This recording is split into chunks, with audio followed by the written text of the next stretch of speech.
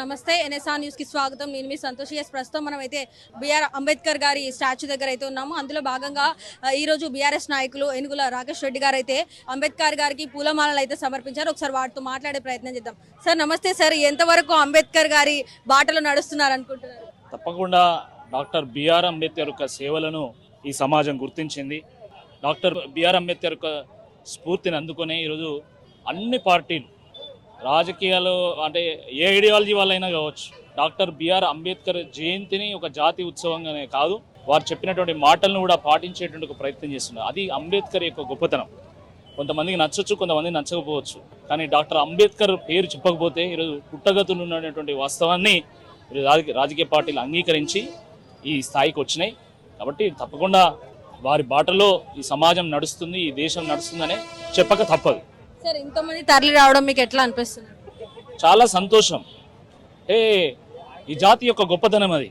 ఎవరైతే అన్యాయం పైన తిరుగుబాటు చేస్తారో వాళ్ళను గుండెల్లో పెట్టుకున్నటువంటి సమాజం భారతీయ సమాజం. దానికి నిదర్శనమే డాక్టర్ బిఆర్ అంబేద్కర్ యొక్క జయంతిలో ఇంతమంది కోటాను కోట్ల మంది పాల్గొన్నామని చెప్పి సందర్భంగా గుర్తు చేస్తారు. మీరు ఎలాంటి సందేశం ఇవ్వాలనుకుంటున్నారు ఈ జయంతి సందర్భంగా? సమానత్వం అనేది మన సంస్కృతిలో ఇమిడి ఉంది, కానీ దురదృష్టవశాత్తు కొన్ని మూఢనమ్మకాల కారణంగా, మూర్ఖత్వం కారణంగా ఈ దేశంలో ఎన్నో అసమానతలు పెరిగినాయి. అది ఆర్థికంగా కావచ్చు, సామాజికంగా కావచ్చు, రాజకీయంగా కావచ్చు.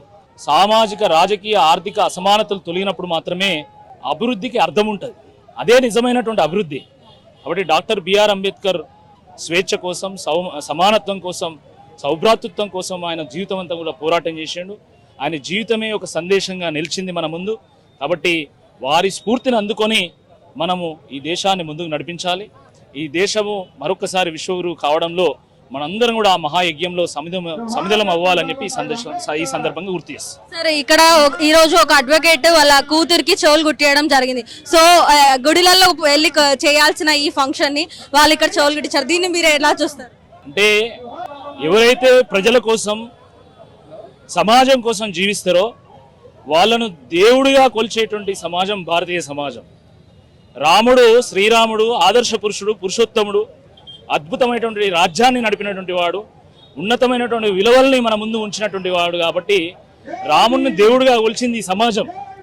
అట్లనే డాక్టర్ బిఆర్ అంబేద్కర్ కూడా అద్భుతమైనటువంటి ఆదర్శాలను మన ముందు నిలిపిండు. కాబట్టి కొంతమంది ఆయనని దేవునిగా కొలుస్తున్నారు, కొంతమంది ఒక విప్లవకారుడుగా, ఒక సామాజికవేత్తగా, ఒక సంఘ సంస్కర్తగా, ఒక దేశభక్తుడుగా, ఒక స్వతంత్ర సమరయోధుడుగా, ఒక మేధావిగా, ఒక విశ్వమానవుడిగా కొలుస్తూ ఉన్నారు. ఒక్కో రూపంలో కొలుస్తున్నారు. కాబట్టి దేవుడు ఎక్కడ ఉండడు, మనిషిలోనే ఉంటాడు. కృషి ఉంటే మనుషులు ఋషులు అవుతారు అని చెప్పి పాట ఉండే. అంబేద్కర్ని చూసినప్పుడు అది నిజమే అనిపిస్తుంది. కాబట్టి నిజంగా ఇలాంటి సంఘటనలు మన అద్వైతాన్ని గుర్తు చేస్తాయి. అద్వైతం అంటే నా ద్వైతం అంటే నువ్వు నేను వేరు కాదు, మన ఇద్దరిలో దైవత్వం ఉంది, మనందరం సమానమైనటువంటి వాస్తవాన్ని. సో మనం చూసారు కదా, ప్రతి ఒక్కరు కూడా సమానమే, అందరూ కూడా అంబేద్కర్ గారి బాటలో అయితే నడుస్తున్నారు అంటూ కూడా ఇక్కడ బీఆర్ఎస్ నాయకులు ఏనుగుల రాకేష్ రెడ్డి గారు అయితే మనతో పాటు చెప్పడం జరుగుతుంది. కెమెరా పర్సన్ సాయిప్రియతో సంతోష్, ఎన్ఎస్ఆర్ న్యూస్.